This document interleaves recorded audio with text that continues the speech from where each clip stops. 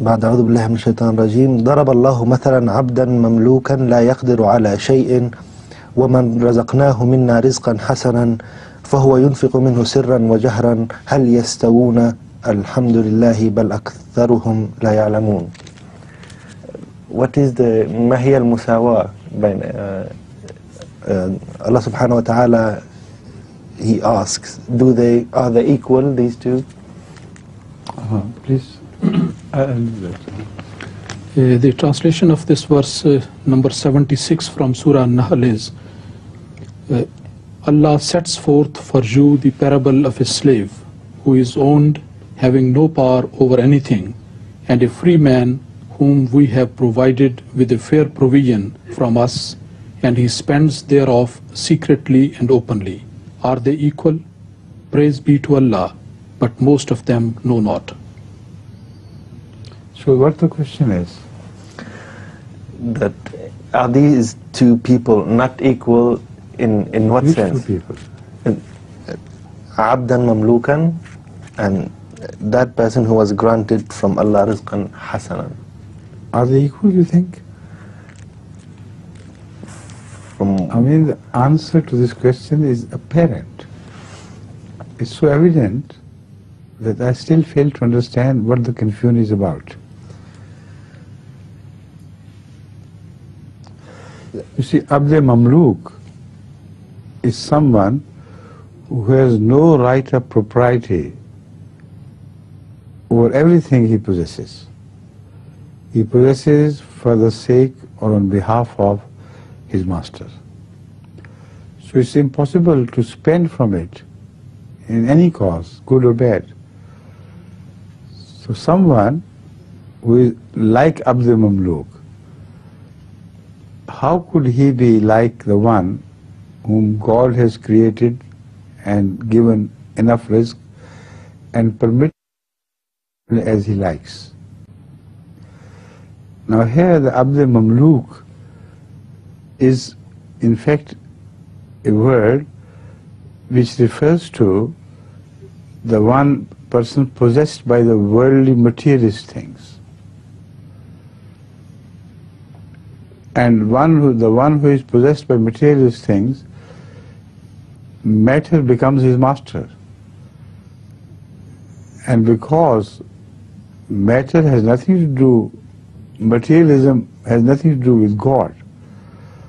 Matter is God's possession, of course, but materialism is a different thing.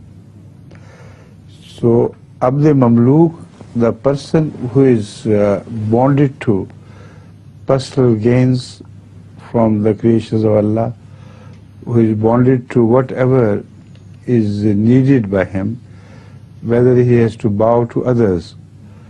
So, whenever he does something for his personal sake, he can't do it by himself.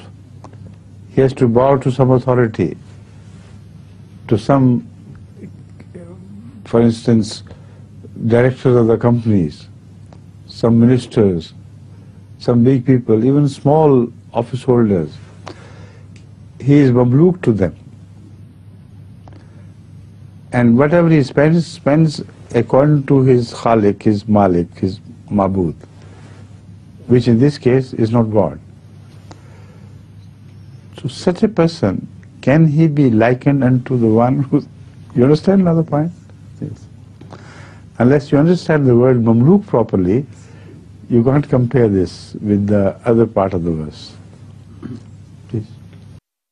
See this point which I have attempted to clarify about mamluk, this maybe it needs some more explanation. For some of the audience may not have understood what I've said. Whenever one is dedicated to the worldly gains, without turning to God for such things, that is Abd Mamluk. Whenever he turns to, for his worldly gains, whatever they are, he turns to non-godly people, not to God. Because if it were God, this example would not be given. So you always spend the thing which is given to you to please the masters. So if the masters are not gods, then he has to spend it in a cause which is not a cause of Allah, because the masters are not gods. So it is their will he will fulfill. So from the pursuit of materialism, goodness cannot ensue. It can only ensue from the pursuit of religion and godliness. Is it clear now? Good. You think it's all right